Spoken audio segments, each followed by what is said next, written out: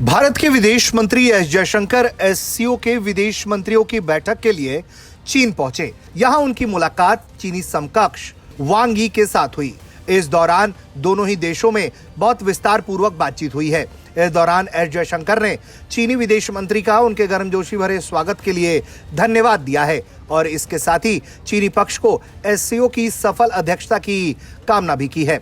उन्होंने भारत और चीन के साथ बनते हुए संबंधों को लेकर भी टिप्पणी की है और उसमें उन्होंने कहा है कि हमारे द्विपक्षीय संबंधों के लिए जरूरी है कि हम अपने संबंधों के प्रति दूरदर्शी दृष्टिकोण अपनाएं। उन्होंने अक्टूबर 2024 में कजान में हुए पीएम नरेंद्र मोदी और चीनी राष्ट्रपति शी जिनपिंग की मुलाकात के बाद दोनों देश जिस तरह से सकारात्मक दिशा में आगे बढ़ रहे हैं उसे जिम्मेदारी पूर्वक आगे बढ़ाने पर जोर दिया है।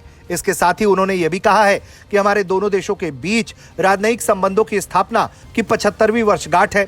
जयशंकर ने कहा है कि हम इस बात की सराहना करते हैं कि 5 वर्षों के बाद कैलाश मानसरोवर की यात्रा शुरू करने में चीनी पक्ष ने अच्छी भूमिका निभाई है और इसके लिए हम उनका धन्यवाद देते हैं।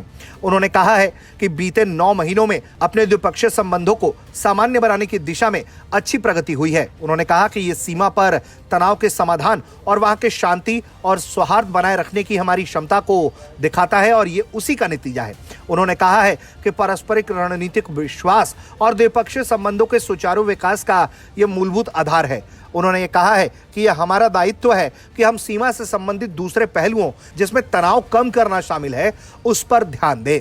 इसके अलावा उन्होंने कहा है कि पड़ोसी देशों और विश्व की प्रमुख अर्थव्यवस्थाओं के रूप में भारत और चीन के संबंधों के विविध पहलू और आयाम हैं। उन्होंने कहा है कि हमारे लोगों के बीच आदान प्रदान को सामान्य बनाने की दिशा में उठाए गए कदम निश्चित रूप से पारस्परिक रूप से लाभकारी सहयोग को बढ़ावा दे सकते हैं। उन्होंने ये भी कहा है कि प्रतिबंधात्मक व्यापार उपायों और बाधाओं से बचने की जरूरत है और उन्होंने उम्मीद जताई है कि इन मुद्दों पर विस्तार से बातचीत होगी। इसके अलावा उन्होंने कहा है कि भारत और चीन के बीच स्थिर और रचनात्मक संबंध न केवल हमारे बल्कि विश्व के भी हित में हैं। उन्होंने कहा कि ये पारस्परिक सम्मान, पारस्परिक हित और पारस्परिक संवेदनशीलता के आधार पर संबंधों को संभालने से ही संभव है।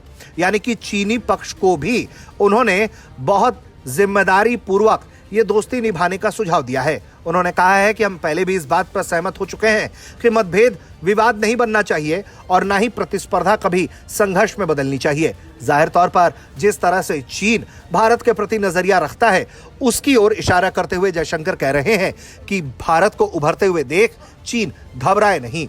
उन्होंने इसके साथ ही कई और अहम मुद्दों पर बातचीत की है। उन्होंने कहा है कि हमारी बैठक में वैश्विक और क्षेत्रीय स्तरों पर विचारों का आदान प्रदान भी शामिल है। इसके अलावा उन्होंने एससीओ के साझा उद्देश्यों पर जोर देते हुए आतंकवाद, अलगाववाद और उग्रवाद का मुकाबला करने पर जोर दिया है और उन्होंने उम्मीद जताई है और आतंकवाद के प्रति जीरो टॉलरेंस की नीति को भी चीन आगे बढ़ाता रहेगा। इसके अलावा जयशंकर ने वांग यी से ये उम्मीद जताई है कि दोनों देश जिम्मेदारी पूर्वक द्विपक्षीय संबंधों को मजबूत करने की दिशा में कदम उठाएंगे।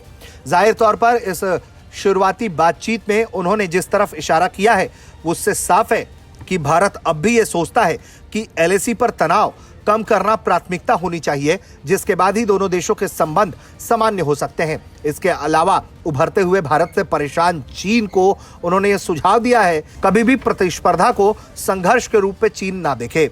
वहीं मतभेद को विवाद ना बनाने की भी सलाह चीन को भारत की तरफ से दी गई है। ब्यूरो रिपोर्ट, भारत तक।